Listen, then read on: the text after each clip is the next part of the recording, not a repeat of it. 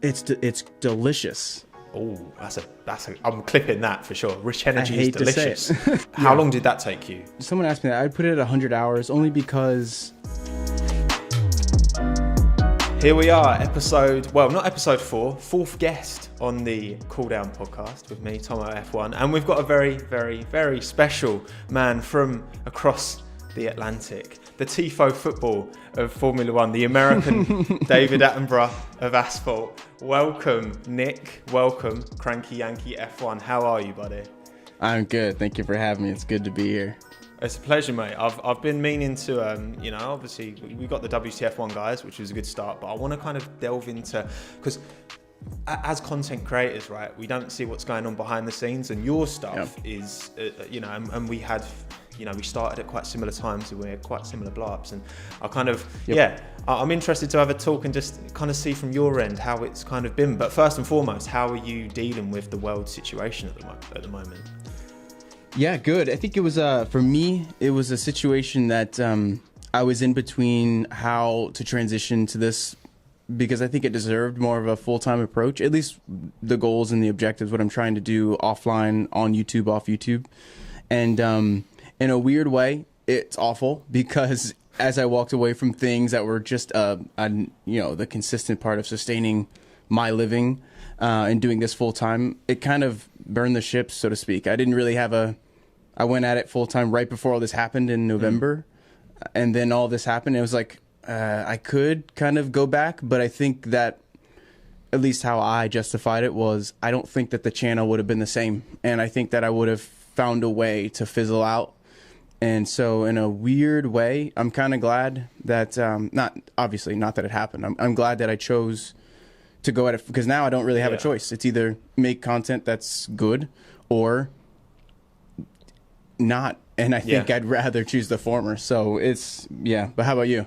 Yeah, I mean, for me as well, like, it's been kind of timing-wise, I was considering moving more towards on this full-time anyway, but I was furloughed a few weeks ago, which kind of essentially has made me a full-time YouTuber for the last couple of weeks, well, two and a bit weeks. So I've been able to step up content, and just like you, in terms of like quality and just putting more time into it. You've got to make, what's the saying? Lemonade from lemons? Something like that. Not quite that. But yeah, man, it's making the best of the situation. But of course, I guess the first question, which is, on everyone's lips who knows you and knows what you do, do you just love a moan? Is that where Cranky Yankee comes from? Are you just, what's the deal with that? Was that a nickname, or how did that become your thing?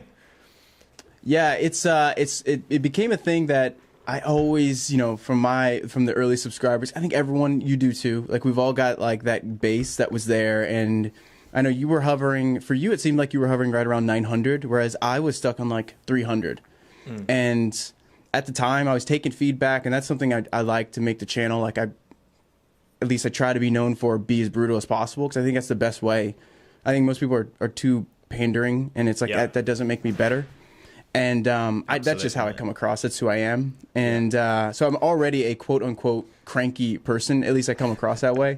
But it started because I really wanted to... I think there's a miss that F1, they're missing an entire group of people in Americans. And I think a part of that, the biggest reason is, who's going to wake up at 4 a.m. to catch a practice session at 5 a.m.? It's I don't think I've ever... sleep, 14 rounds, I have to be up at 4:30 recording. And I think a lot of what you miss in the nuance comes, like, for instance, if you're missing quali sims or race sims, those are all in P2 in the practice session in the middle, right at later in the day on that Friday. So there's so much that you miss in terms of nuance that one of the things I wanted to be known for was, look, you don't have to. There's 240 minutes of practice and qualifying. I got it. You just come to this channel, I'll give you the updates. That was how it started. Okay. And at a certain point, I realized I was just like pissed off all mornings because I'm at 4 a.m. recording. And all my old content too, if you go back and look at it, but it's horrible. I have, mate. I have already. Don't you worry. I'm just like yelling at the camera. Yeah, it's like that Monza. I cringe because it's a good video, because not a lot of people showed, like, for instance, Leclerc slowing up and slowing down. It's interesting, but I'm sitting 2 feet from the camera screaming. And I didn't understand at the time how, you know, the purpose of objectivity. And so it's just ridiculous. And I have a full-on mustache too. So you do. It's ridiculous. Yeah, I did. I'll go back to racing. It's interesting to kind of see how your content's actually changed, because I was watching a few of your like very, very first videos. I mean, your first video being the Spielberg, or at least the first that's kind of public, with the Verstappen and Charles. Kind of when you made that video, what was the kind of thought? Was that just it looked very off the cuff, like you just had a bee in your bonnet that you wanted to kind of, or was that something planned as such? Nope. I was pissed and I wanted to make something. And I've made videos before. I've made content obviously on other channels, but I was like, all right, I've tweeted them before, and I'm like, okay, I got to go a step further. And I think that's really, I mean, the origin story of every content creator is you just have a story to tell, and you think you can tell it in a way that scales. And for me, I knew how to scale stories and conversations and content, but I never thought about it from the perspective of F1. And especially as an American, you just view it so different. And now that I'm doing this full time, I see that. I see what a lot of Americans, just from the outside looking in, and you know, there's so much to learn. But even getting the perspective from a fan in the UK, for instance, or something like that, there's so much that Americans just don't, like, you just miss so much. And yeah, I just knew that I wanted to tell someone, and so I just made a video. And somehow, honestly, ironically, that's the video that stuck, the onboard that they didn't take down. And I'm like, okay. And it turns out that a lot of down likes, as I learned. But yeah, I definitely learned how to deliver objective content. Yeah, because okay, I was actually going to ask this later on, but you've touched a few times on being an American F1 fan, and how, you know, I mean, I look at my subscriber base, and by far and away, obviously UK's top, but Americans not far behind, and obviously there's a lot of you guys. So what do you think that you know, what's changed? Because there has been a big upsurge, I think, in fans in the States, but also what can F1 be doing more in the future to get more of you guys on board? Obviously, we know the timings, like you said, in terms of getting up really early, but what else can the sport do you think? For me personally, I don't think I did a good job in this video. I think that I left a lot on the table, but only because there was more parts I just haven't gotten to yet. But it is a racing culture thing. I think that unless you can, and F1's a sport you need to invest time into to really understand. And I think that's where it comes from, a good place. But I feel like a lot of people, when they talk about new, quote unquote, new F1 fans, or those who come from Drive to Survive, I think what they're really trying to get across is, like, we've had to go through the crap that, you know, the controversies, all this stuff. And if you're just stepping in now, it's like almost like you're a tourist, so to speak. And I think that that's kind of like what a lot of Americans are dealing with. But at the same time, it's because, you know, when I think about the marketing in NASCAR, it's all about wheel-to-wheel racing. It's about the allure of something happening. Formula One, it's not like that. And I think that when you market it, you've ever seen their marketing, it's like, it's always that Alonso clip, or, you know, with Leclerc, the car going over Leclerc, or some sort of wreck. But it's like, when you watch a race, that none of that happens. Doesn't happen. And so at all. And a lot of Americans, I've noticed, I'm not generalizing, but that's one of the main things. It's boring. It's like, it's boring if your perspective is there's supposed to be herd racing, because in stock that doesn't happen here. So so like the other American does come down to culture. Yeah, because I guess like the other American motorsports like NASCAR, like kind of IndyCar, are a bit more easy to just jump in and understand. Whereas like I mean the example I use is golf. Like, I love playing golf, but I totally understand why people don't like watching it. Because unless you've actually, now obviously I've never driven a Formula One car, obviously, but in terms of like, you've got, it takes an additional level of appreciation when you've actually played that sport, as an example, to actually kind of get involved in it, I suppose. So yeah, that makes sense, I guess, because there is that kind of, there's that barrier to entry as such, because there is so much more to it, and understanding the strategy and all the nuance that comes with that adds to the drama. But yeah, man, it's in terms of, like, outside of Formula One, motorsport wise, what are your big, like, before you jumped on? I mean, we'll jump back. For how long have you been a Formula One fan for? I've just been a racing fan, I think, for the longest time, since I can remember. And Formula One was because I've played soccer, as many of your audience members will probably cringe, but yeah, that's something that being a Chelsea fan, I've always been a little bit more privy. Oh, you're a Chelsea fan. Oh, yeah. How did that I had my happen? Michael Ballack. How did that happen? Michael Ballack, the Drogba. So like as I was getting older, I started to just get. It really started with international players, and then which is probably how it starts for everyone. But those years that Ballack and then Drogba made his run when they won the Champions League, that's kind of like where it cemented for me. Yeah. So yeah, just over the years. But I think being privy to those global sports, watching a lot of tennis, a lot of golf, as you're talking about, which isn't it's popular in America, but I think that it's so easy. You know, when I think of heroes, when I think of racing heroes, I'm thinking of Richard Petty. That's immediately comes to mind. It never was when I was younger. I was always more of a NASCAR fan, but I think that's normal. I still have, I still can't get rid of it. So I still have like NASCAR stuff all around me. But the older I got and the more I realized how difficult Formula One truly is, and just the whole the scientific approach, the technological approach. While all sports you have their own nuances that once you're in there, it starts to be become more and more enjoyable. Formula One seems a step above in that there's always something. There's so much I don't know. There's just so much to learn and know and understand and to change your perspective. But I don't really feel like that's the case. I don't play golf, but I have, and I played for a long time, but I don't feel like there's much more for me to truly understand in terms of, deep in the rule books. But with Formula One, I really do think that the rule books have changed dramatically multiple times. And they will continue to as well, won't they? So exactly. Yeah. Interesting.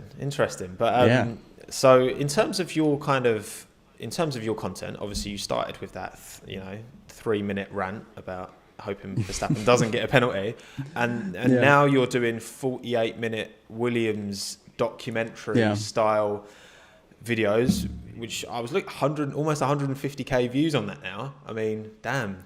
Yeah. So get a bit of money from that, I'm sure. Good CPM. But in terms of the content, the evolution of that was, I mean, how early on did you make that decision? Because I know from conversations we've had, you've cited kind of TIFO football as being a big inspiration in terms of visually. How's that kind of progression been for you? How quickly did that happen, and how happy and content are you with where things are at the moment? Yeah, for me, as most things, at least on my channel, I'm happy to admit that they're by accident. And I am kind of the person that I lean into the fact that I don't feel comfortable. I don't feel satisfied when I make something quick, and if I make something short, which is unhealthy because short is not necessarily the success criteria. It's more about depth. Yeah. But at the same time, I think what a lot of creators should talk about more is the fact that we're at the whim, we're at the mercy of the algorithm. And unfortunately, watch time matters. So making a video that's 4 minutes could be legendary, but if I make a video that's in-depth detail, takes me 2 weeks, but it's 45 minutes, my watch time is probably going to be 20 minutes minimum. Yeah. That'll outperform any 4-minute video I ever do. Now it's about balance, but for me, making that Ferrari video, which that's when I learned about scripting too, the importance of writing, which I'm a natural writer. That's what I do every day is end up writing a lot of things. So kind of leveraging that skill, which I know a lot of people don't like. And I really believe in capitalizing on the opportunities that maybe other people don't like. And I think that's really, really where you find your groove and where your niche is. And for me, long form content became something that, number one, I was satisfied with. Number two, I could take my time on, and I don't really like to feel rushed. And number three, we can't compete. I always say we can't compete with Formula One. We can't out Formula One. We'll never show a highlight reel because we'll literally get taken off or sued or something. So we will. Absolutely. Yeah.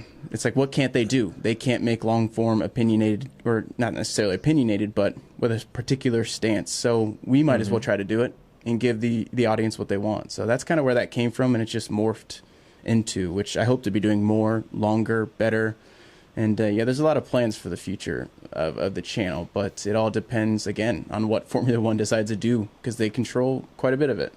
Yeah, that's the kind of I've never personally ran into any issues because I've never, I guess maybe because I've never used footage in any of my videos. I've just stuck to imagery. Yeah. But I've heard a lot of conversation. I've heard yourself on Twitter talking about the kind of approach that F1 take in terms of copyright. I mean, what's your overwhelmingly what's your kind of opinion on their approach to content creators, and what do you think they could be doing more of potentially? Oh yeah, I've got no qualms telling them, and I hope someone watches. But they do a horrible job of. I always liken it to one of my friends has a channel in MLB, and it's huge. He just hit 100,000, and MLB had actually, and someone actually tweeted this, and I knew one of the guys, and someone tweeted a picture of the MLB congratulating him, and I'm like, can you imagine if Formula One, a world where Formula One reaches out to a content creator, and it's like they see us as competition, when in reality, we're just trying to elevate the sport. But at the same time, Absolutely. It's a global sport, and protection of the brand is really, really important. So I do understand where they're coming from, and I've always felt that there's a medium ground of, work with, approve them, vet them, test them, let them apply. And once they are someone who, okay, look, this person's making good content, we can trust them. There's not that many content creators that are making consistent content, above a certain amount of subscribers that are going to cannibalize views from Formula One. They should work with certain people. And I think we can, deliver in the gaps where they cannot make content that is opinionated in terms of against the driver or critical, which I do get. I do understand that. But we can. Yeah. And that's the catch-22 is how do you protect the brand, and the thousands of people, which I totally get, are probably uploading everything, taking all of their copyright. But at the same time, how do you not strike down people? I've seen channels go away like recently that I've really admired, and I'd hate to see anyone else do that or it happen to me. So I don't think there's any right answer, but I definitely think there's a wrong one, and I think we're playing with it. I think absolutely. I think it doesn't make, like you said, the content that F1 can deliver is totally unique in terms of the footage and the actual race highlights and all that kind of stuff, and the post race with your Martin Brundles, your Jensen Buttons, these. They will always be able to deliver that content. We're not trying to step on their toes in terms of, like, I don't really get the cannibalizing argument from that point of view, because we're offering such a different, and if you're just re-uploading the race, of course, yes, that's not your content. You don't do, but with what you do, with what I do, with what so many like YouTube kind of F1 content creators do, is so there's no reason why it can't just live harmoniously for the ultimate benefit of because we're helping keep this F1 train chugging along, right? Because they can only create so much content in this time. You've got this whole army of kind of independent content creators which are helping support and keep that F1 name and interest, and that's what I kind of try and do. And I know you, like, we all try and create interest in, I mean, I pretty much started properly uploading on my channel when it was off season anyway. So to me, like, the idea of not uploading, as the races are going on is quite normal. But the attitude from their point of view just seems pretty archaic. And I've been very kind to a lot of the things I think Liberty have done, but I definitely think there's a lot more that they can do in that aspect. But in terms of Liberty, obviously American company, so technically it's an American sport now, I guess. What are your what are your thoughts on the Colorado? They're Colorado, I think they're based in. What are your thoughts on their kind of? Because I know I've seen on Twitter you spoke a lot about them as well in terms of their management of this kind of COVID situation, amongst other things. What's your kind of thoughts on them? I think they're in a tough bind, and it's a tough situation, right? Because I'm aware of Liberty through their ownership of, or at least part ownership of, the Atlanta Braves. So I've been fairly familiar with them, and obviously their CEO. But having Braun in there, outside of Braun, I'm not really sure. I get worried about what the future Formula One holds, because, even just doing some research for, like, I taken back to the 2009 season. And what they wanted to do for 2010, or just even what they instituted for 2009 to make racing better. And I think as we try to create a sport and mold it around what the audience, what they want, let's create better racing to try to reduce, we change the aerodynamic rules to make racing a little bit better, to make overtaking better. If you're not specifically in touch with exactly what the audience wants, like what do fans want at the end of the day, and why do they want it? I think we're just going to be chasing our tails, and it's going to be especially complicated with this whole pandemic going on, because now I think massively off cuff, I think people are underestimating the impact on this sport, and I truly, maybe I'm sounding the alarm, but I don't know how we return to a sport the way, at least the way that it was, and how spending is. And I personally don't think, again, I don't think a budget cap will really change that. I really don't. And I think one of the opinions that a lot of people disagree with is, and probably just because it's Matthias saying this, but he's right to say that a budget cap for a works program who's selling engines to a customer team, having the same exact budget cap doesn't really make a ton of sense. I think there's a lot of give and take there, but as the margins get squeezed, I personally don't see how we're not just creating an ever-present midfield. Like, how are they ever going to jump out of that, especially in a world where hybrid power, unless we deviate and go backwards, hybrid power is going to be the future until we figure something better out. But when you look back through the changes of Formula One, the big changes have occurred in places where we've gone back and forth. Driver aids, no driver aids. The 1988 or the 89 and 90 turbo, getting rid of turbo. Where do we go from here? Because Mercedes is dominating the turbo hybrid.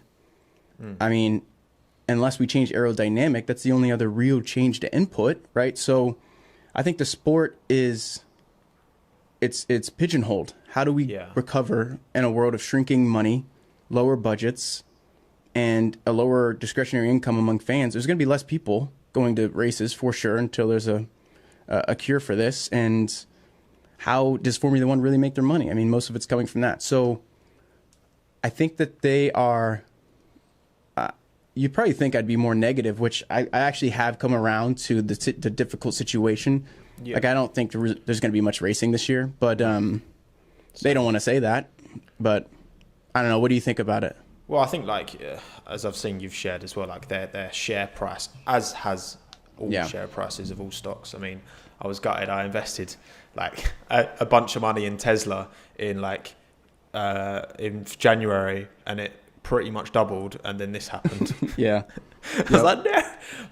But yeah, of course, like you're right in terms of I think and some we've heard quotes that are more kind of concerning than others, and I think in terms of like erring on the side of caution with these things, you just the whole world is in such a mad position, and we need to kind of guarantee, because so many people already are out of work. We're not even just talking about in Formula One. Like, I know tons of people have lost their jobs, and it's gonna be ultimately this is not an essential thing, right? It's an entertainment spectacle, which is essential in maybe other ways. You could argue for sure, but yeah, it's really concerning. Like, I'm really concerned. I've not really voiced it much in terms of my videos because I try and just avoid all of this doom and gloom, and try and just bring something completely different and not mention it at all. But yeah, I'm really concerned. You've heard a lot of voices saying about how certain teams. I mean, Gene Haas, for example, it was well documented talking about potentially pulling out if results didn't work at the start of 2020. This is not helping in terms of giving him confidence going forward. Not even just because of Formula One, just because consolidating his expenditures.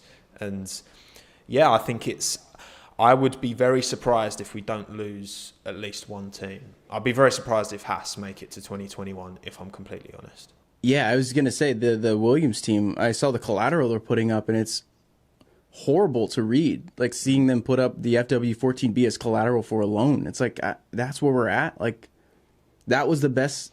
If they're doing that, I can't even imagine what options didn't work. They're basically putting up their entire racing heritage on the hopes of this going through. And it's like, that is the report that made me realize how horrible this. I really do think that it should. I think you're doing the right thing in talking about it, because it should be talked about. People keep saying we're going to be going back to racing. if we race, it will not be the same. And Formula One cannot survive. And I always talk about, I cite Formula Money all the time. Great account, because they just do objective coverage, and they're looking at the financial impacts. Because we forget, this is a sport. It's a business, though. How are they going to race all season without spectators? Because they can't cancel. Their thresholds can't, I don't know the math, but it can't be much below half of the season being gone.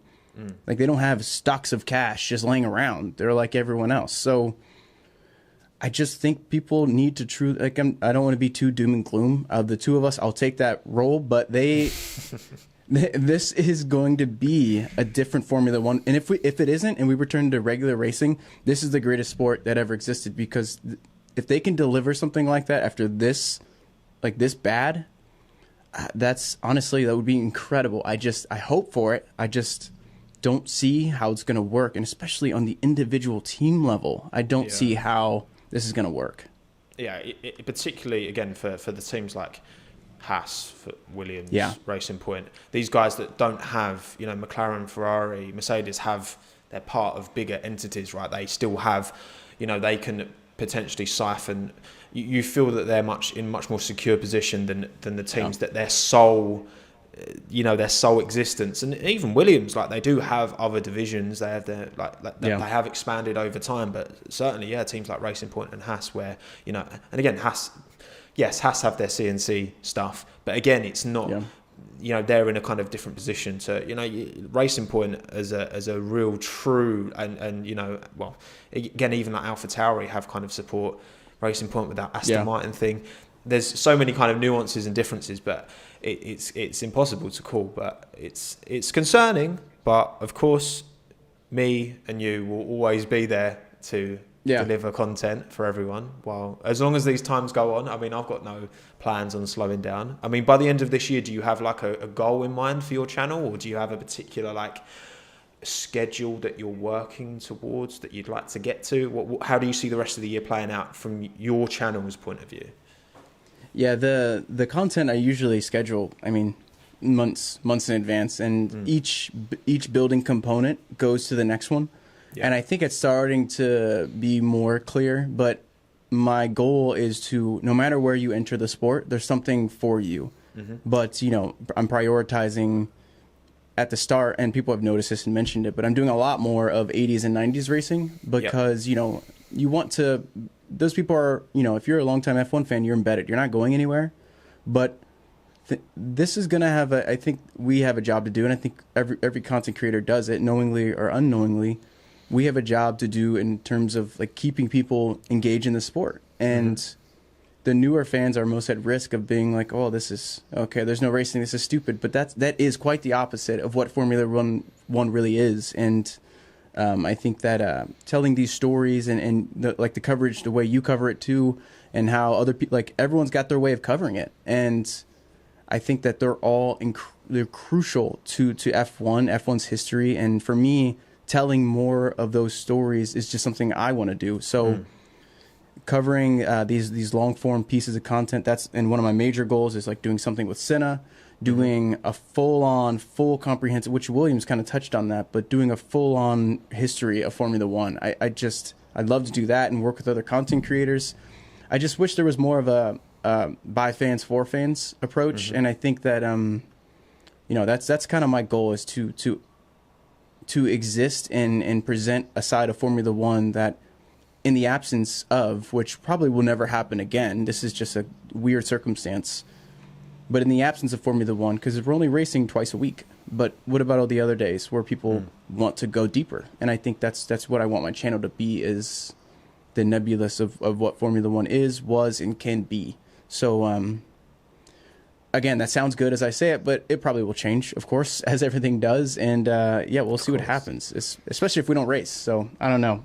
Does it impact how you are going to create content if we don't race? Or because you seem to have it on the money, where you do a much better job than me in terms of not depending on, for instance, Formula One and fair use stuff, which I would love to do more of. And I think that's something I'm trying to do. But how do you see that happening and playing out for you? So I guess for me, it's always been again, my background has been with football, soccer stuff, and I've just applied the same. There's not really been much of a thought process from me in terms of from that side of things. I've just applied that approach and the content I enjoy from that point of view. And I guess I saw within Formula One, I felt that was kind of missing in terms of someone on camera a lot more, because again, not many F1 content creators put themselves out there.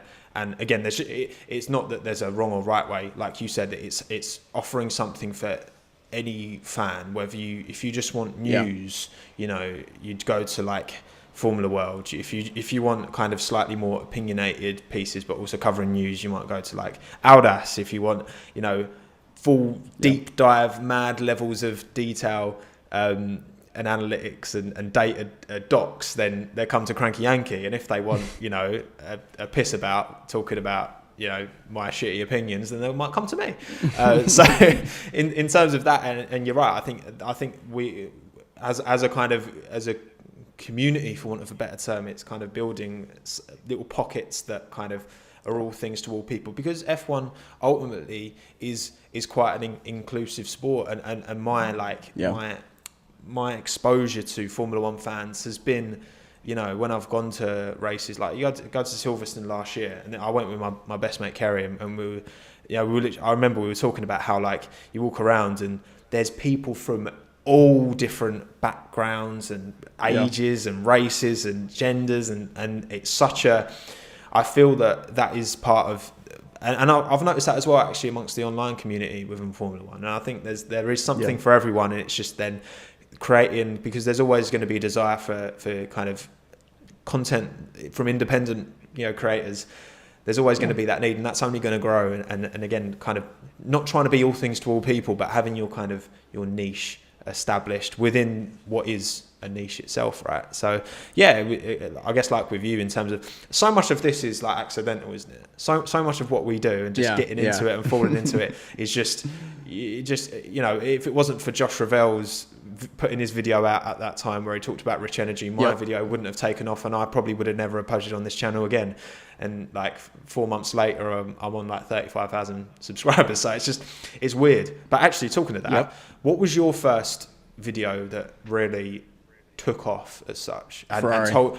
Really? So what were talk to me exactly through like how that went from uploading, when did the views take off, like all of that kind of stuff, because I know you love the data, and I'm like I'm really interested to hear like a real deep dive into how that played out over those kind of days. Yeah, absolutely. That's you know, you're talking my love language. So I think because really understanding, I think just doing this, you know, coming from a corporate job and kind of doing this on the other side, this is like, I've always known how to play the front end of YouTube and really understand consumer behavior, but the back end was really where it's at. But I could never, you know, pull the strings there. I was never allowed back there. So now that I'm back here, the one thing, and like you, I think like all content creators, we find what are the pockets and we just go in there. What if we enjoy it? And for me, I quickly learned that really fast, like being topical was super important to Formula One. Now the problem is that's the most protected version of Formula One. Like I can't upload an onboard video that's an incident. They will just automatic. It doesn't matter. I block it. They block it before it gets uploaded, which I don't even know how it's possible, honestly, but they do. They even block a lot of F1 like 2019 video game gameplay because they think it's the real thing. It's mad. It's getting worse too. I think gameplay is like I think they're slowly moving towards that, just blocking it out. So yeah, but the incident, it was a series of events that happened, and it was quote unquote the incident. It was the Brazilian Grand Prix. Yeah, they like that whole thing played out. And like I always do, I knew that was going to be a big deal. So I wasn't sure which one was going to be more popular, the Hamilton incident or the Ferrari incident. Yep. And because I don't really have good luck with Ferrari fans, they just don't. I lose either way because I don't take a position on Leclerc or Vettel, so I never win. But I did both uploads, both kind of. That was my first time ever getting more than 1,000 views. So that was weird to me, and that's when it clicked that people it's not necessarily that they care about controversy. They care about figuring out how it happened and why we got there. And that's when I learned that people just want, like, they want to be told the story, and they want to be included deeper in what F1's offers. So that's when I made the Ferrari kind of meltdown video. And the real story behind that, because before that, I had made another video before that in my opinion, it's a shit video in terms of quality, looking back on it, but it was my best video. I still think today it's my best video, and that's looking at the Ferrari Japan stuff. And that was like a 40-minute video on accident. I've watched that, actually. That was one of your first videos I watched. I remember that one. That was an intense one, because you didn't pull any punches either, did you? No, I was pissed the whole time. That's back in my days where I didn't truly get it yet. But and people still are commenting. I'm like, guys, I get it, but you gotta look at my new content. I've listened to you guys. So that was that was the first time I really got that people just want, like, even if I'm wrong, they want something to react to.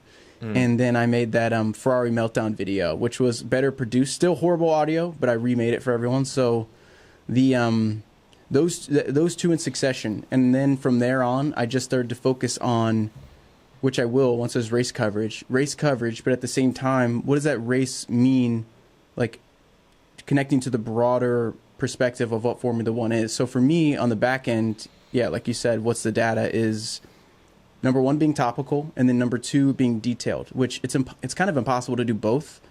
So I try to find the middle ground of what I've called evergreen content. If you wake up in a year from now and you look back and try to watch a video, if it's not relevant, I don't make it anymore, because not that it's not good. It's just, for me, it's not worth the time, because I don't have a lot and no one does. And it's just, I think people, sometimes it's easy to underestimate even a 2-minute video, how much effort it truly is to think through. And then psychologically, everyone's going to read this and judge it. And so for me, the back end data was, wow, okay, this is blowing up in terms of pace and speed. There's 50% dislikes, but that's because I took too strong of an opinion. But and I didn't know what I was doing when I made that second video, Ferrari. I tell you right now, I did not know what I was doing. I didn't even really write a script. I just thought about it. I made some bullet points, and I just explained how I think Ferrari got to where they got. And a ton of awesome feedback, which has totally shaped the channel. And from there, like, the rest was really just history.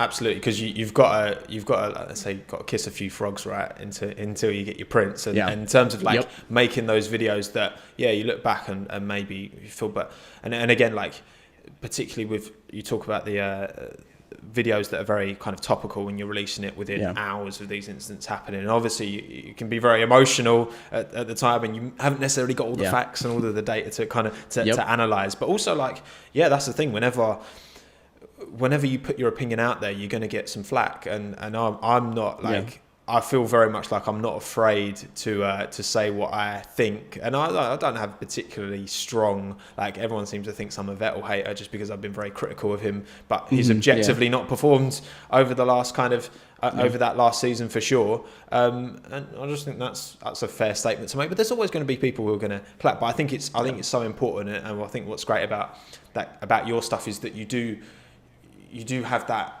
Obviously, that the fact that you dive into the data and the details so much legitimizes your position much more than just like someone saying, well, I think it was stupid. Exactly. You've actually looked at and broken down, and obviously that informs your opinion, and I'm sure that informs a lot of, not that you're always right, of course, I'm sure. No, definitely not. Absolutely not. But you're cranky for a reason. But it's been amazing to see how your like stuff has morphed and changed over time. And I think, well, you've touched on it, and I think now I think we'll move on to the more kind of like outside of F1. You've talked about your experience working in a more corporate world and on the video, and we've talked a little bit about kind of what you've done, but obviously, and say as much or as little as you feel comfortable doing. But in terms of what is your kind of professional background, what have you worked on within YouTube, and just before you kind of went full time with this stuff, what's your game outside of Cranky Yankee F1? Yeah, it's always been like I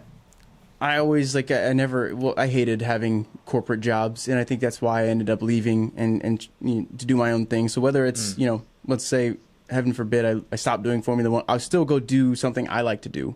And I think that'll never change. But in my corporate life, I always put on my resume, storyteller, because number one, I understood that would pique interest, but number two, I am a professional storyteller, and whether that's it usually was from the data side, so it was always an attractive way to think about the fact that data is just data, but without it's only as good as a story you tell, which is the case with everything. I think you could have a lot of qualifying data, but if you don't put any perspective behind it, who cares?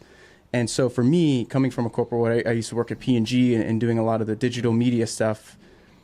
A CPG company is really tough because the consumer's first, but when you're working on diapers and stuff like that, it's you kind of have to change your thinking. And then before that, just working on some of the predictive algorithms, that was really where I learned that is what I want to do.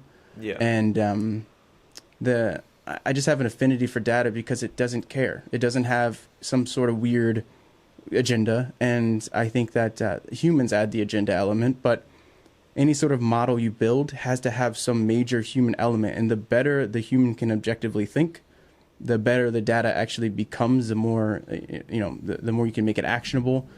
And I've found, whether it's the channel or whether it's anything I did in my personal life when I left P&G to start my own data company, for me, it was always about finding, the stories to tell. And at the end of the day, understanding what people want and then finding the story to bring them to what they want.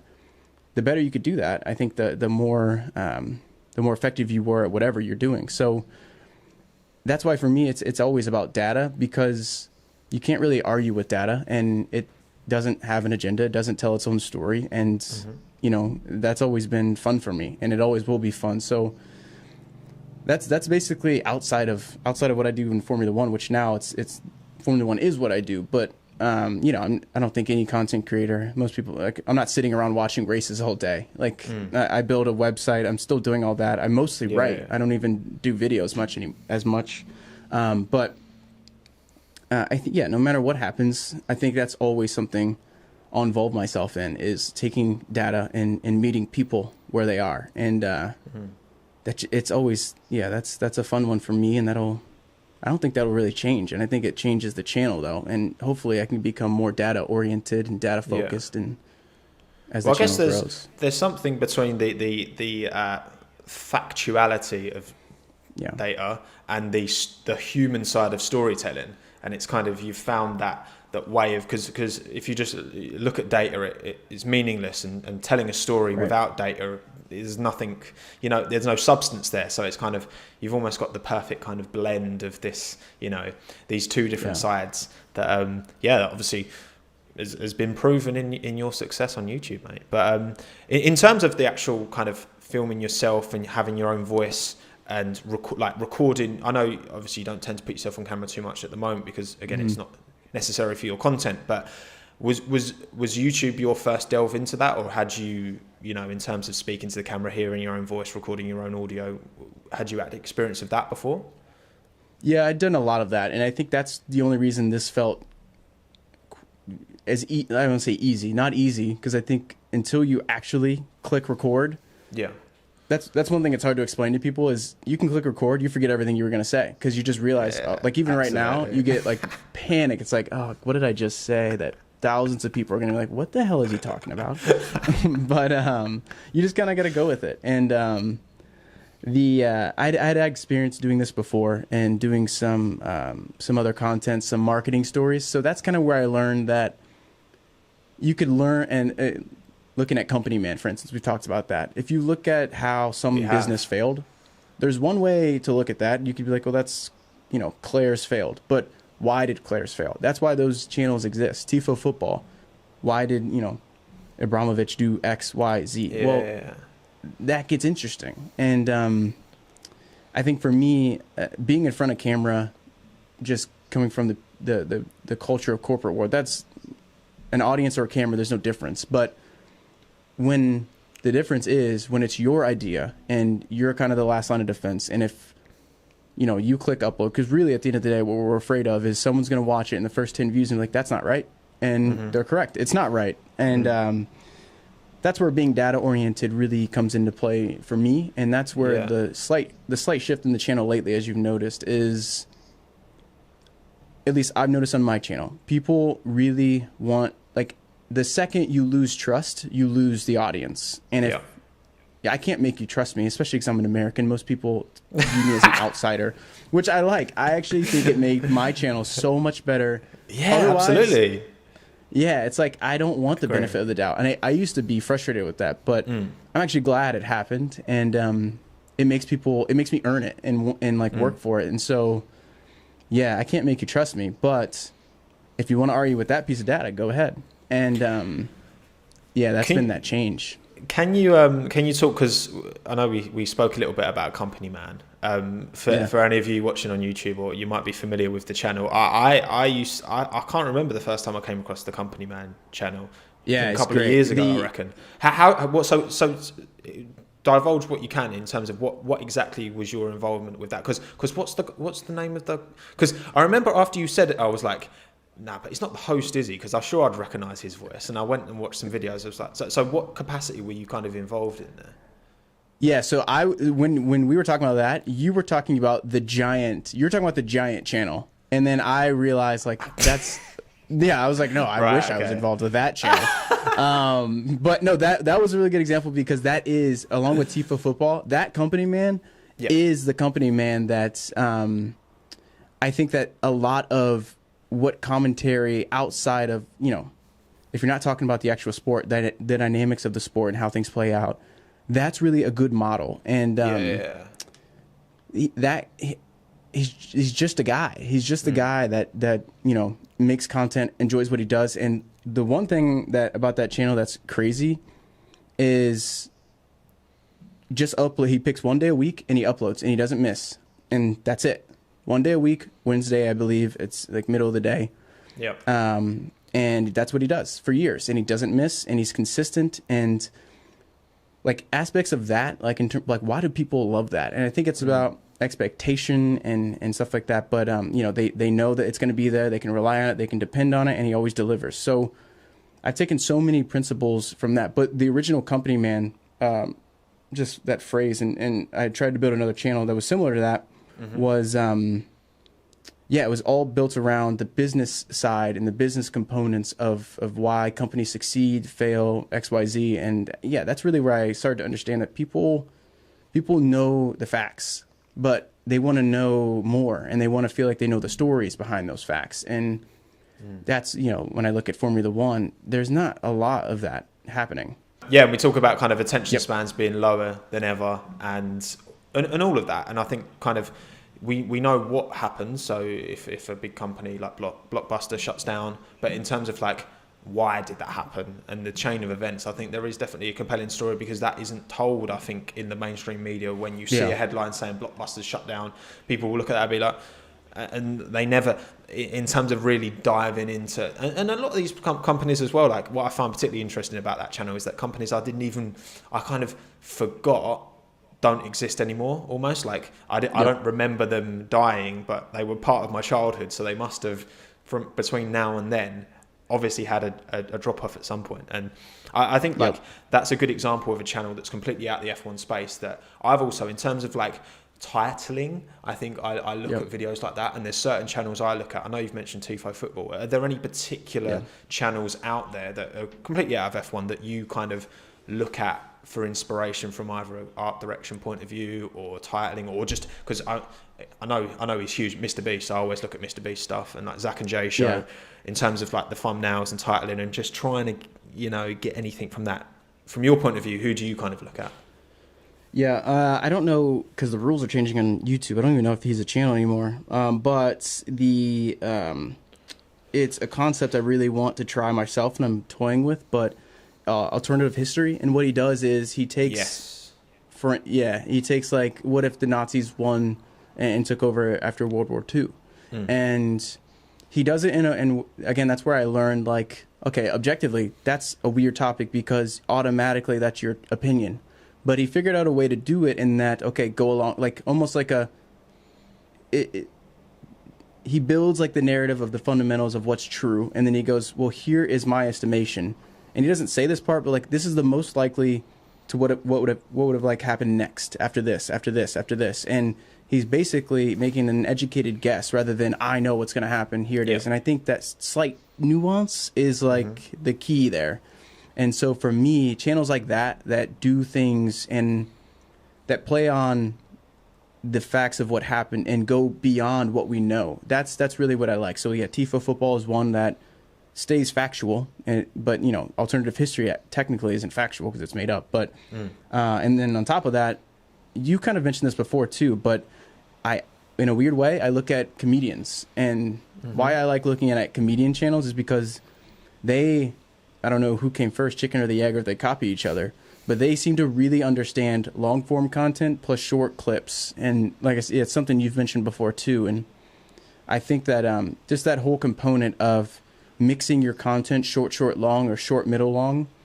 So that way you're hitting like upload time, upload speed, but at the same time, you're giving them depth and breadth. Those are some of those channels on top of like, Tifo Football or alternative history and stuff like that. Nice. And actually, you talk about long form. I just thought of this. That Williams video that you did, 48-minute monster, how long do you think that took you? Just to give an insight, I think, because I don't think a lot of people don't appreciate how long it actually takes to make even just my videos. Like, I would say on average, I probably spend about 7, like in total, about 7-8 hours per video, which is more than I think people would expect. How long did that take you from writing the script to filming it to editing it to cut everything? How long was it?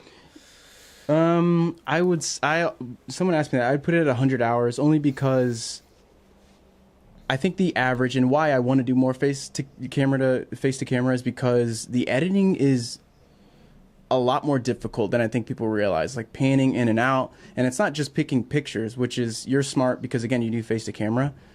You have to pick the right picture to tell the right story. Exactly.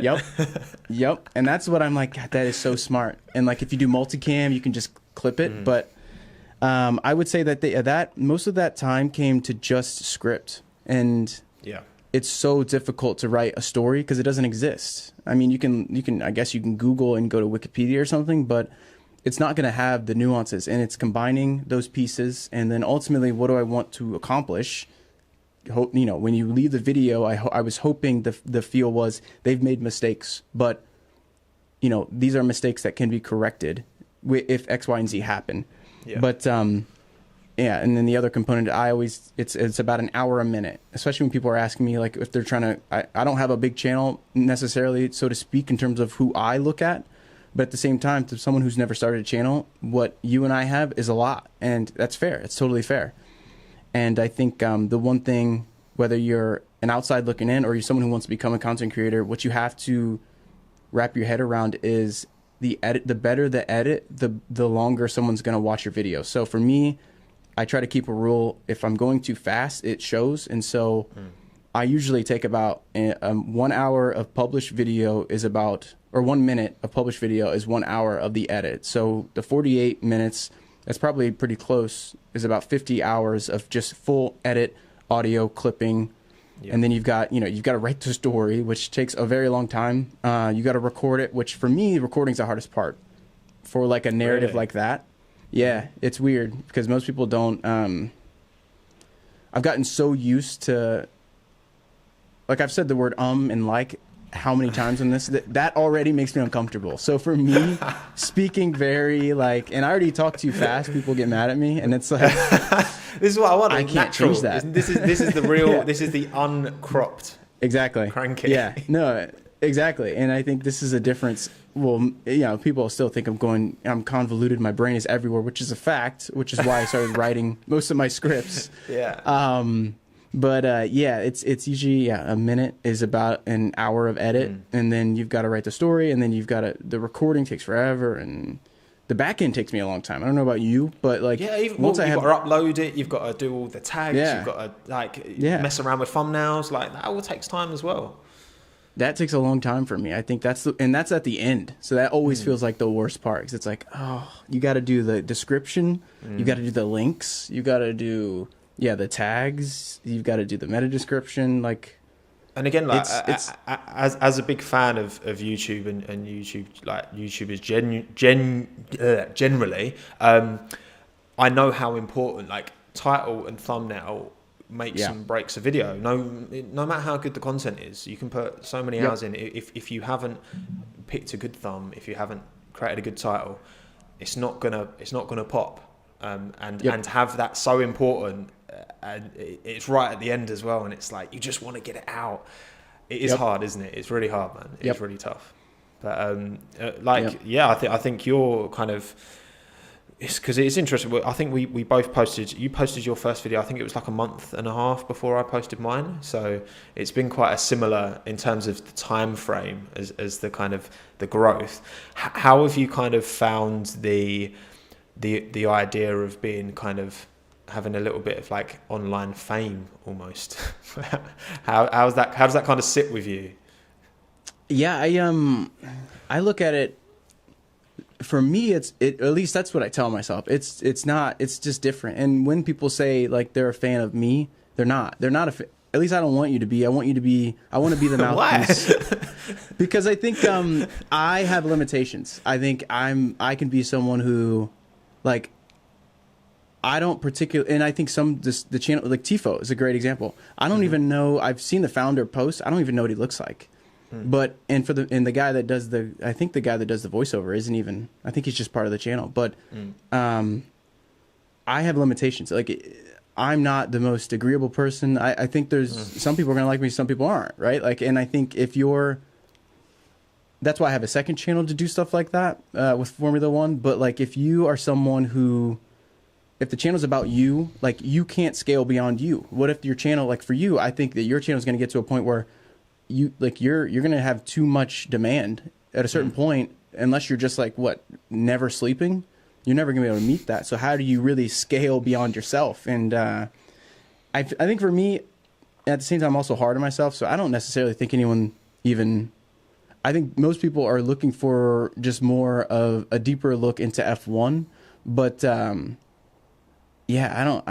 try not to think about that, because I think that's the easiest way to lose yourself in the content. And like, I'd rather have a weird, unhealthy obsession with wanting to stay away from, like, to stay out of the light than be someone who's obsessed with it. Because it's just, that sounds, even you can tell in even how I talk about it, it makes me uncomfortable because it's like, it's such a dangerous thing, because every upload now gets more, you get nervous. You go, okay, what if they don't like me? And that's just stupid. You can't think, I don't really give a shit if you like me or the content, if it's got a purpose and an objective and you can explain it and people can disagree openly. But the second someone starts clicking like because they're just your fan, you might as well, like, the channel's over, because you're never going to get critical feedback to break through a ceiling. You'll always miss a certain part of your audience. And at each phase of my channel, I've learned that if I didn't change this, I wouldn't have met, like a lot of the fans across the world. If I, for instance, kept saying Grand Prix instead of Grand Prix, sounds silly, but there's an X amount of people that just don't listen. Even though any American listening is going, who the hell says Grand Prix? I swear to you, any American can comment in the section below. No one says that. It doesn't matter who you are. It's just the way you say things. Yeah. And it's like there's just so many things for people not to like about you personally, but I also think you can go too far with that. I think that a certain amount of the man behind the mask is really, is really important, because it does give a human element.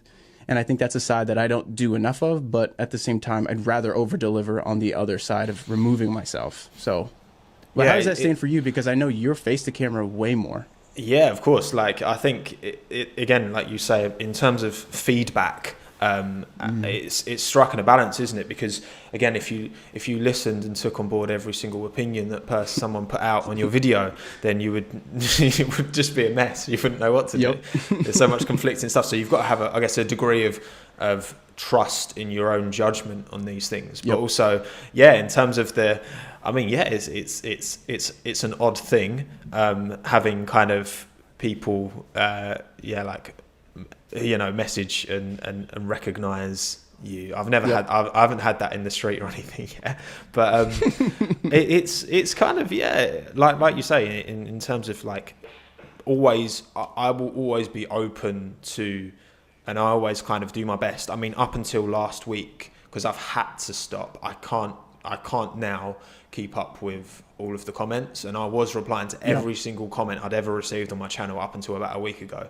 Now I kind of dedicate, and we were talking about kind of the prime times when you should really be jumping in on the comments, and I think like the first kind of 3-4 hours I will do my best to reply to as many people as I can, and obviously, like as you're right, you need that kind of that feedback to keep you kind of grounded, but also you need to not take too much of it on board and to heart, because the thing is, I've been doing this for a very long time in terms of putting myself on camera, putting videos out. For 90% of that time, nobody's watched, so I'm very used to that. But also in that time, obviously, you get nasty comments and stuff like that, and once you get through your first few, you kind of, it takes the edge off. I mean, how do you handle like the occasional Tifosi hate, for example, when they don't think you like Vettel? Not to single out Tifosi fans, don't get angry. I don't know if they might not have got that far in the podcast, but how do you deal with that? Does it hit you still? No, it never has, because I think for me, I set a precedent. Like, that was my rule, to set a precedent immediately. And so I've had people like, oh, you can't, like, I have this, I feel a certain way about like places like Reddit, where I think it's morphed the conversation into make a comment and don't, like, the point is not conversation. But on YouTube, that's precisely the opposite. Like, I'm not making videos because it's fun. There really isn't that much money in it at all until you get to a certain point. It's not like anyone's getting rich. It's because we really care. So it's because like, we love what we do. Yeah, exactly. Yeah, it's like if I just wanted more like attention, I would do something else. Definitely not this. This is just asking for it, like asking for the negative. So I think for me, I set a precedent that, like, look, if you say something stupid, I'm going to call you out on it. And when I say something stupid, I expect the same. And I take an approach that, like, the audience owes me nothing. And at the same time, I don't owe you anything in terms of, there's an unhealthy way that if I got too obsessed with delivering, it would, first of all, change how I think about stuff. And someone actually recently said that to me. And I had asked, I like to get feedback about what to make next. And someone was like, why are you asking me? Like, and in my head, I was going, well, I just want to include your opinion. People have but said they that were to saying, me as well. Yeah. Yeah, it's like, I get what you mean. That's a good point. And it was a good piece of criticism, because if I just gravitate towards what the audience wants, there's a limit. And if I start only doing that, I get away from what I want to do. And when I stop doing what I want to do, it shows in the video. Of course, absolutely. If you pander too much, you lose that passion. Yes. And then all of a sudden it's not your thing anymore. Yeah. You know what I mean? You've got to be genuine. And that's what I've kind of found that's what I've actually found quite easy with my stuff, is because I've just made, like, I don't put on a voice or a front when I'm talking to camera. I think that comes across because I just talk passionately. Like, honestly, when the races start, and I plan on this podcast to do like a record of myself for the first lap, you will not believe how insanely like vocal and passionate you might believe that, maybe. I do. But yeah. I can see that. in terms of like being true to yourself, but again, there's no right or wrong answer, as you say. It's kind of a grey area, but you've got to have faith, and ultimately the numbers are proving that there's a lot of people who are very kind of interested. Like the numbers that you're getting on these really long videos as well it must feel like, do you feel a sense of kind of pride? Are you proud of yourself? I think one way I kind of look at it is, if I still consider those to an extent, I'm just being measured, because at a certain point, you don't want to discredit what you do, but you also, because if you do that, you start discrediting the people that support you. Not doing that, I think I almost take it as an obligation to not care. I have to care about view through rate. That's about the only number I actually care about. If my video gets 100 views and it's 90% watched, I'm ecstatic.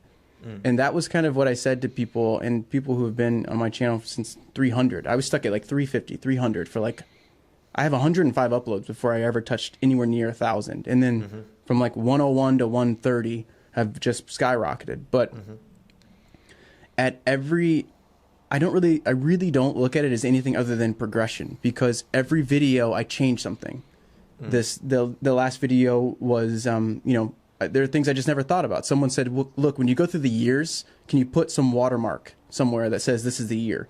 Yeah. And that started getting me on this idea of, okay, like they're following along. How do I make the story more inclusive if this is going to be long? So that video got X amount of views, but as long as it's cost efficient in terms of I can eat food, I don't really ever see a situation where it's like, oh, 1 million views, but who really cares? Because 1 million views, and what did it do for them? What did it do for the fan? What did they walk away with?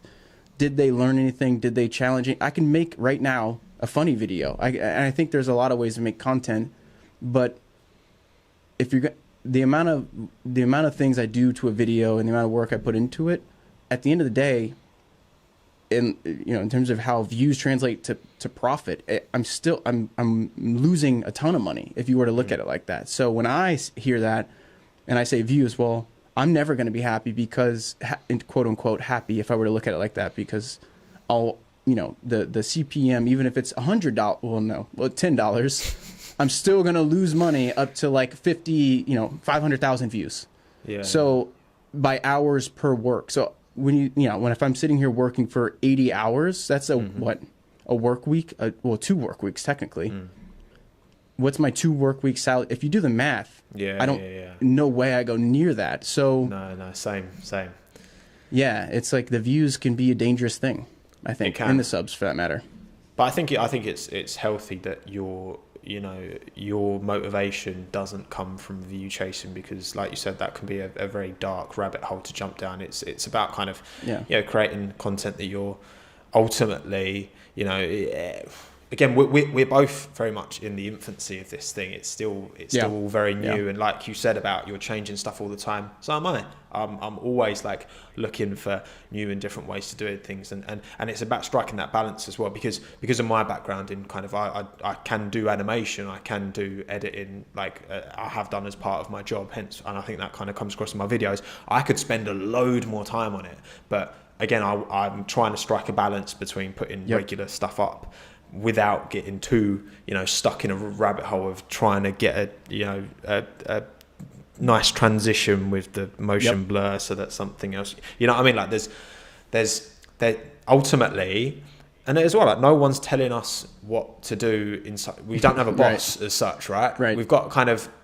lots of bosses in terms of subscribers, you could argue maybe, but we're like, ultimately, if we don't want to make videos, we don't, but we do because it's what we enjoy. And yeah, man, it's an interesting insight for sure. But let's jump back completely again away from F1. Nick at high school, who was he? Boy. What were you like back then? How have you changed? What I like to do this deep dive into people because I feel like Jess was an emo back at school, which who knew? Yeah. Were you into Black Sabbath and a bit of death metal or not? No, I went to actually a really conservative Christian school. Yeah, I went to a really big public school here in the States. I guess technically you can't recruit, so you go to private school to play sports if you want to go, to uni.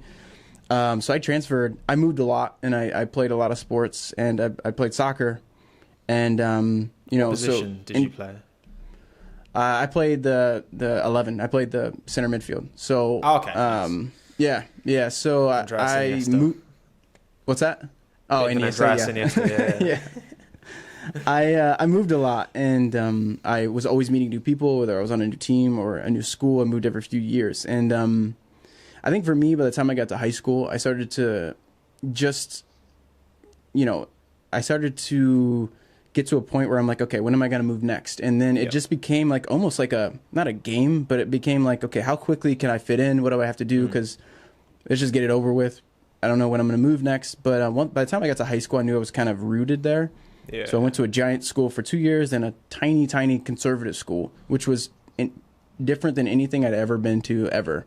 Yeah, and so it for me, I think the major change, even leaving high school, was going to college, just like for most people, and getting into university. And when you have so much more autonomy, and you start to realize that's kind of the person who you're becoming, and like the choices you make are kind of that's indicative of who you are. And that's when I really started to notice, like, I guess I'd say that's surprising to a lot of people, but I guess if you actually look at my content, it's not. I'm very much an introvert. I'm very much someone who doesn't like, if I have to, I will avoid people. Not because I don't like people. I think it just comes down to, I like being more of like an observer. I like watching. I like, I don't know, just finding weird patterns. But I think, in high school and going into college, it just became, I really started to be comfortable with the fact that I think we're all weirdos. I think we're all goofballs, and whoever is the most comfortable in their own skin wins. So, yeah, it's something that I've definitely come to love and learn to embrace. Is I think I can be crass, I can be direct, I can be candid, and not being apologetic for it. I think that's what makes me endearing at times and annoying at times. Yeah, ultimately just being comfortable in who you are as a person, because there's nothing wrong with any of those things, being an introvert or whatever. It's just kind of almost like accepting that you are who you are. And for me, like, that was the most formative time of my life as well, when I went to when I went to university. That period of time I changed so much, like you wouldn't believe it. It was it's as much as generally, actually, I don't think I would have. It depends on what people do. I mean, I did a creative degree, so I wouldn't necessarily suggest people go to university or higher education for that, because you can learn so much without doing that. But in terms of how much it changed me as a person, for sure. But I feel like you've always been an extrovert.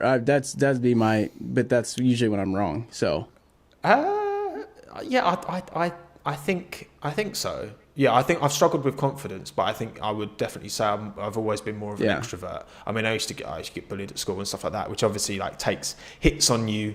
But as a person, I've always been quite, actually, like when I compare to other people who maybe on the surface you might think are extroverted, but actually deep down, and I'm kind of maybe the other way around. I think some people see, and obviously with the fact I'm egotistical enough to put myself on a YouTube video every other day says a lot, I suppose, doesn't it?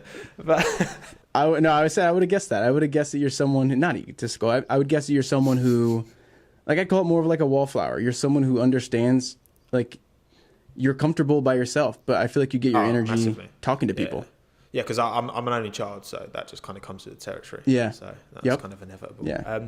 So and then what about, let's take Nick out of work, out of F1. In terms of your dream kind of getaway holiday destination, where are you going? Are you a city break guy? Do you like a beach? What's your vibe with that? No, it's to say you probably can guess. I'm like I immediately pictured, you said that, I immediately pictured like some mountainside. I don't know why. Some like snowy mountainside, just some ski resort, but like off in the distance. I have some weird fascination with like survivalism, like being with nature, just by yourself. I love that concept. I could never do it in a million years. Could never do that. And I think that's why I want to do it. I love the idea of I want to go bow hunting. Never shot a bow. Could never do it, probably. No way I could pull it off. Don't like camping, but I like the allure of camping. I don't know why. So I think it's just stuff I like doing. I don't know. I just like... So I like the idea of camping, but actually executing it, you'd be... horrible. I've met I'd a lot be so of people miserable. like that. And it's just one of those things I know I'm not good at, so I want to I want to go do it. So my idea of like a dream vacation is like, what have I never done? And a beach sounds horrible. Like those sort of vacations, they don't feel like they feel like work. So not for me either. Yeah. What about you? For me, I suppose I love a city break. I think like I'm not good at switching off, so I would definitely want to go somewhere where there's lots to do and lots of things to see. Like just to lay on a beach for a week. is not my cup of tea. I'd always be like, what are we doing next? Like, I'd always want to be doing some kind of activity. Like the last time I had one of those kind of holidays was with my family, and I was like, I don't play tennis, and I was playing tennis because I was just like, I need something to do. I was playing ping pong like against the wall on my own. I couldn't stop. But yeah, for me, that's kind of that's kind of my dream. And then kind of last kind of personal question, in terms of outside of Formula One work, what are you passionate about? Is there any kind of like, can you play the guitar, or are you a karate black belt? Or is there something that people don't know about you that you're kind of really into that's outside of data and Formula One? Yeah, I think I would say basically anything that, like, I have a weird, I don't know if that's technically outside of data, but I have a weird fascination with chess, poker, basically any game that involves some form of number, which kind of feels like cheating the answer. No, that's fair. I'd say probably movies. That's like I have an odd fascination with movies. What particular era, genre? Again, weird. Gonna judge me? Don't care. Horror movies. I love horror movies because they're so hit or miss, and the element of like a good horror movie is fascinating to me. But I think comedies are boring, and I think there's so like. Have you seen what is that? Parasite. So a lot of people told me to see it. I never saw it until 2 nights ago. Literally, South Korean one. Yeah, it's on Hulu, I think now. Yeah, I think it's on Netflix over here, but I've heard good things. Yeah, like that kind of movie. So I go deep. I like put my phone away. I get really into it, and I don't know. It's just one of those things that's like it's a fun escape when you just fully immerse into a movie. And I don't think people do it enough. But anyways, that's any sort of game with numbers, or movies. I think I hate horror movies. I'm a total pussy. I remember watching Paranormal Activity, the first one. And I couldn't sleep properly for a week because I was just kept visualizing some creepy bird at the bottom of my bed. To be fair, the last one is hard to watch alone. Even I was like, oh God, this is actually pretty horrifying. No. That's not me. That's not my cup of tea. What can I say? That's fair. Cool, man. Well, okay. We'll quickly jump on to the quickfire round. I've got a selection of questions. Some of them are similar to the ones I've asked before to my previous guests, and I've catered a few to your Americanness. So first and foremost, what's your favourite flavour of potato chip / crisp? Oh God, I don't eat chips. Do you not? Come on. No, I don't. I would say,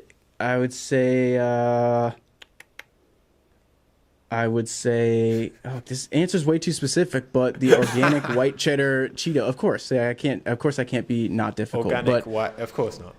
I will look that up and put a picture on screen. To be fair, they are delicious, and I don't know if they're made globally. But if I don't even know if it counts. It's like a Cheeto organic. I don't eat chips, but that's what I would eat. Yeah. Oh, I see. Of course, I already ruined it.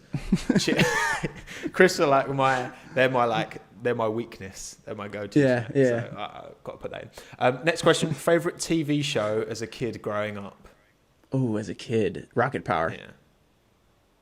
Never Rocket Power. That's an easy one. I'll put a picture on screen. That didn't make it over to the UK. Okay.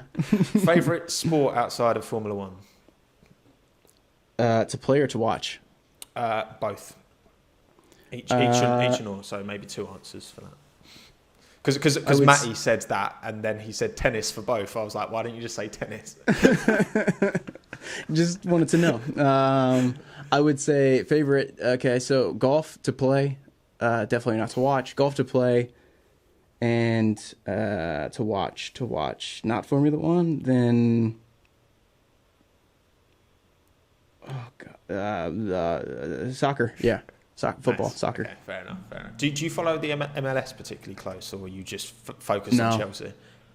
No, I'm like one of those assholes. Like it's not the same. I think once you watch like a Premier League game, and then I'm not being elitist, but it is not the same kind of soccer. No. What's your nearest MLS team to where you live?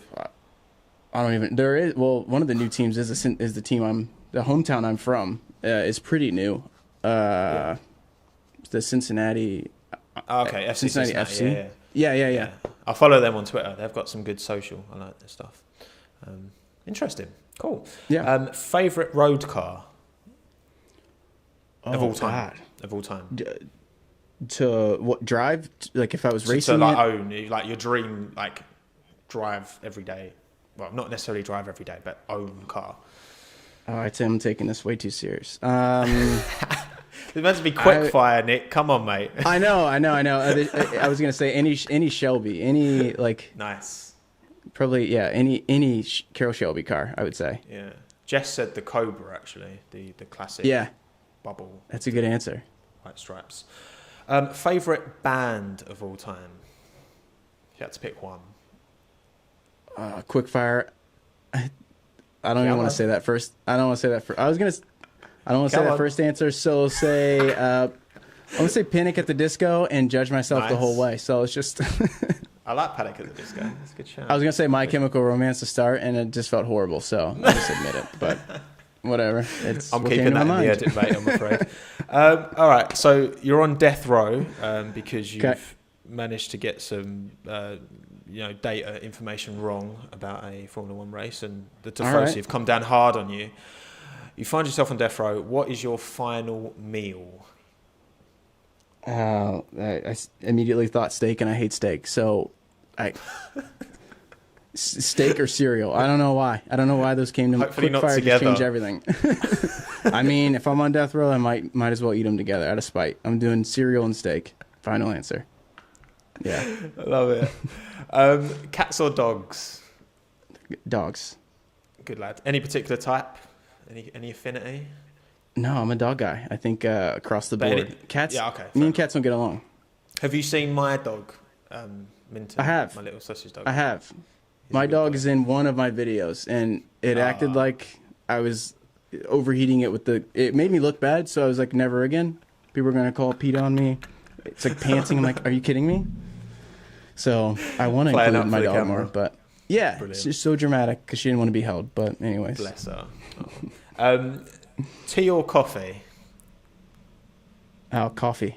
Yeah, coffee guy. Fair enough. Do you drink like coffee every day? Is that because I know so many people who do, and I worry. No, I don't like tea, so I don't.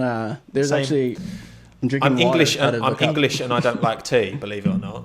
Shock horror. Yeah, that's. Do you not like coffee either then? No, I don't like either. I'd rather have a coffee. Okay. I drink water and alcohol. Oh, that's fair enough. I mean, it's a good combo. Yeah, that's. It really is. I'm not a coffee guy, but I wish I was.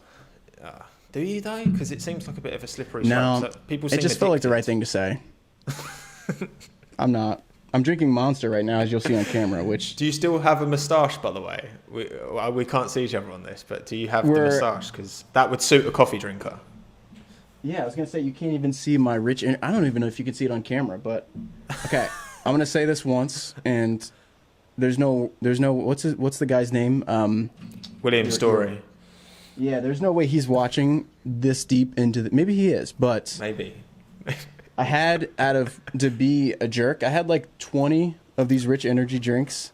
Drank 17 of them, and they're all gone. So I've got 3 left behind me, and you probably can't even see them in the video. But as you're talking about coffee, I do drink energy drinks, and judging myself throughout the process. But yeah, it's not bad, is it? Rich energy, it's not bad. I saw you were quite kind to it on Twitter. It's delicious. Oh, that's a. I'm clipping that for sure. Rich energy is delicious. That's going at the start of the video for sure.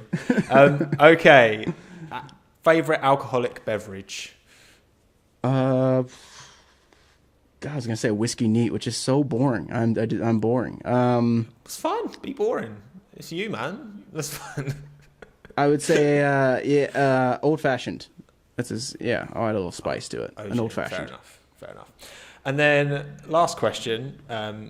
Favorite, and you can't say me because I know you would, obviously. Favorite F1 YouTuber. Define favorite. Just the one you enjoy watching the most. Oof.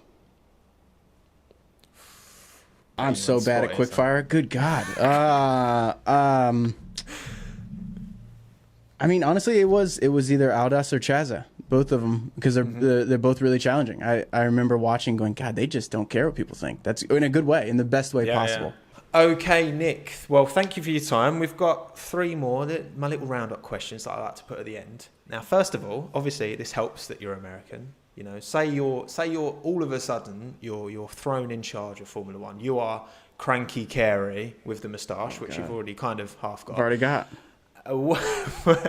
What would you implement? What would be the first change you would implement into the sport? And that so that's excluding all of the ones that they're suggesting for the regulation changes. Is there anything that hasn't been mentioned that you think would improve the sport as such? Yeah, I have a lot of opinions here. But just one. You want one?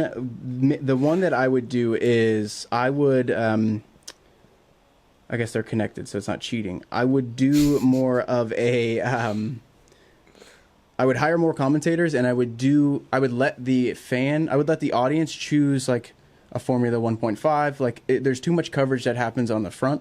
And I think that's for sponsorship reasons, and I know that's going to, again, cannibalize maybe the main viewer, but I think if you had more split screens that were more personalities talking about more aspects of the race itself while the race is happening, and then you give the power to the audience to go, okay, I don't really care about that top fight right now. Let me switch over to this commentary, and it's focused on Battle for P6 because there's just too much of a commercial component that drives a lot of the coverage. So for me, I would do more HD cameras, and I would put them all in the back of the cars, and I would have more coverage that allows the consumer to go, all right, I'm going to talk about the back of the grid for whatever reason. I don't know if you wanted to look at that, but I would kind of break it down into 3, top, middle, and lower, and let the person choose.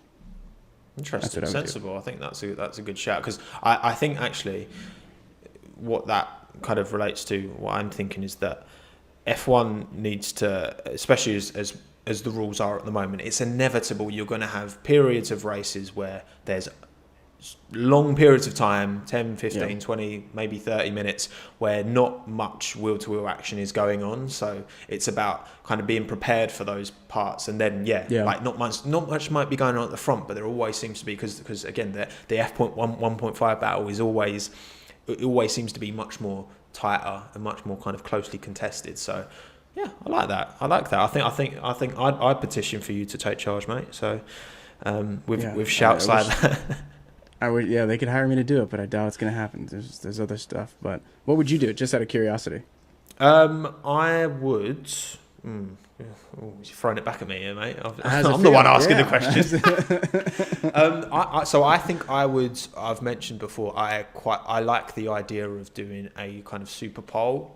So taking kind of Q1 and Q2 as they are currently, but then Q2 affects the order in which the last 10 drivers go out for the Super Bowl, because I think from a sponsor point of view, you're getting a focus on each car, one lap each car, you're getting the focus on that car. So from a sponsor point of view, for like each team, everyone's getting equal coverage. I think the unpredictability of obviously the rain changing, but obviously if the weather doesn't change, then it incentivizes people to do well in Q2 so that they come out later, so that they get more, rubber on the track, and they should do a better lap. And then in terms of, yes, obviously, you won't get traffic issues. Yes, obviously, weather can change and stuff like that. But again, there's still a good degree of unpredictability there. And it makes Q2 more of a thing rather than just getting over the line. It would incentivize potentially. And just add a bit more strategy into it, because, and it was an interesting point when I was talking with Tommy, and he mentioned it, and it was something I never really thought of. Formula One's like the only sport where the best... The quickest cars and the quickest drivers are given an advantage at the start, if you know what I mean. Like, so we were talking about maybe reverse grids, because obviously the quickest car starts at the front, and then but that doesn't happen in any other sports. You don't give Usain Bolt a 10-meter head start because he's the quickest guy. You know what I mean? So it's kind of maybe looking at it and how can we maybe reverse grids as well. But yeah, I don't know. I just think Super Bowl would be good fun. I think that would be fun. Yeah, I would love to see that actually. I think, and it just mean Carlos Sainz would actually get some screen time, which would be nice. Next, okay, so in terms of, and I've spoken in a few videos about the future of Formula One, and how it's going to deal with other motorsports, particularly Formula E coming in. How do you see F1 changing over the years with like maybe electric powertrains? Would it merge with Formula E? Personally, I don't think it will, because I think fundamentally there's still enough differences between the two motorsports for them to coexist. But what's your opinion on that? I think that that the more we move towards these manufacturing divisions, I think that there's going to be more of a commercial. They're going to dictate the commercial strategy more. So what I mean by that is, it'd be like if we moved away from hybrids. Why we never will is because Merck, from a commercial standpoint, will never reinvest and reallocate into this giant gas-hungry engine. So when you think about the future and sustainability, I think the issue is going to be this idea, whether we like it or not, that's just, we have to be better to the environment. A lot of fans are like, well, that defeats the purpose of Formula One. Not necessarily, in spite of it, but I think that more of a sustainability push we have to adapt, and it'll either cripple Formula One, or I don't agree that it'll merge into Formula E, but I think even hybrid will not be enough, and these giant teams, even like the Ferraris, are not going to be able to justify making these giant engines if the world has gone full electric. We're not going to be making even a hybrid engine. So Formula E they only have one way to go. Like, they're only going to move more and more away from this idea of carbon emissions. So they're, by definition, ahead of Formula One. If we know that the future is this, we have something in the way, we either have to swallow it, which I think will happen. I don't think we'll merge and become I think we'll just, whoever's bigger, which it'll probably always be Formula One, I think will overtake the other, and it'll be something new, but it won't, I don't think it'll ever be a one-to-one competitor at all. But I do think consumer dynamics will shift into being more open to this idea of electric, because I certainly am, and that doesn't mean I want to get rid of Formula One, but I personally, I'm going to blasphemy, but I don't care how loud it sounds. I don't care necessarily that it doesn't make a better experience to sound louder. I do like the old races, and I do like that sort of, that component of it, but at the same time, it's still racing to me, and that's where we're going. So I just don't like the idea of Formula One being caught out and on their back heels like we are right now, and then the future all of a sudden have to be in question again. So we're gonna have to do something about it. I don't know what that's gonna be, but it is gonna have to be dealt with. And I just think we're gonna eclipse Formula E, but that is the way to go, like that direction at least. Yeah, I think that's fair. I think it's we'll see, won't we? And obviously, I think there's still a lot to be said for there's certain applications where still the electric technology is going to we're still very much at the infancy of it, and the ceiling is very high for that. It's not quite there yet, but I feel like even with aeronautical applications, obviously energy density with electricity is nowhere near that with kind of fossil, and obviously you've got a lot of biofuels that can be used, and you can argue that over the life cycle of an engine that is using a biofuel versus an electric, there's a lot behind it, but F1's always been such a political sport. I think it will be driven by that, and that's why I do think that electric will inevitably wade its way in as much as because for me the noise is I actually that's a big part for me of and actually I actually prefer the engine notes now than they were back in I love the sound of the Honda in the Red Bull. I think that's got a proper raspy little crackle to it. And for me that's a big part. But again, we all consume the sport differently, and there's always obviously I'd rather see better racing and a bit less sound. But it's going to be an interesting. I think these next kind of 20 years are going to be the most challenging 20 years the sport's ever faced, for sure. When you make a good point about infancy, we don't even know, we think we know what's going to happen, but I think it's sort of like computers. We went 30 years without it and kind of being just Neanderthals with it, but it's exponential growth. It's not arithmetic. So I think once we get to a certain point, we'll be going from hybrids to times 10 to times 100. So honestly, if you think about 10 years from now, I don't think it'll be a step change or it's like a 1-to-1. I think it'll be massively different than what we have today. Whereas you go 10 years ago from today, it just look kind of like the same. But I don't think it'll be like that. Absolutely, mate. And then last but by no means least, what is your favourite livery from the 2020 grid? We might not ever see them actually on the racetrack as things are going, but what's your favourite? What's your number one? I would say that my number one would be, I hate to say it, I get Ferrari. I like Ferrari's the updated one. Yeah, I would say Ferrari. And my question to you is, what's your favorite of all time? Because that's what I would want to know. Oh, interesting.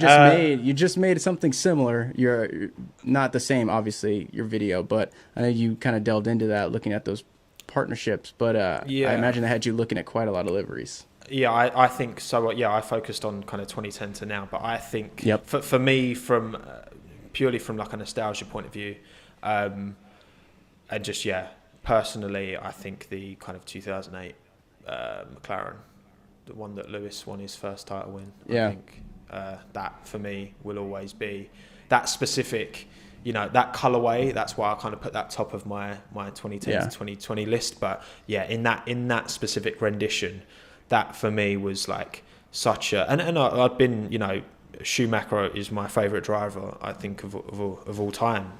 But in terms of, that the Ferrari livery was amazing. But for me, that McLaren livery will always. But there's definitely a video that 2000 to 2010. There were some absolutely quality liveries on show. So that's definitely come in that one for sure. But I'd say 2008 McLaren. That's a good answer. The body type too. That's a good. That's a with good all the fins and the weird combo. like front. There's a lot going on with that car, but it's a good one. So Yep. There you go, mate. Well, I think we're done. Thank you very much, mate. I really appreciate you taking the time. Yeah. No, it flew by. It did, mate. And I suppose, keep on it. I'm sure we'll be seeing a lot more from you in the foreseeable future. When's your next video coming out? You don't have to divulge details if you don't want, but because I reckon I'll be putting this out. What day is it today? It's Wednesday, so probably, I don't know, maybe Friday. I've already got 2 videos banked, so maybe Friday I might put this out. But what's next on the horizon from you? I'm actually going to start doing something new. So I'm going to make these long contents, but then leading up to it as like kind of a quote unquote trailer, I'll pick like one incident or specific moment and make it. So I've got the 2009 season review full on coming up. And then I think I'm going to explain diffusers, because I already know that's going to be what's a diffuser going to be, or not what it is a double diffuser, but like why does it matter? So like a 3-minute video on that, and then a 28-minute video on the 2009 season, or like the last lap of Abu Dhabi, which was incredible.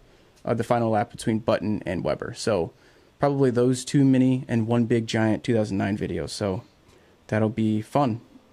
I'm eager to do it, but yeah. I look forward to seeing them, mate. Well, thanks again, buddy, and we'll call it a day. I appreciate it. We'll talk soon, but I appreciate you having me on here. I really do. It was fun. Cheers, man. All good.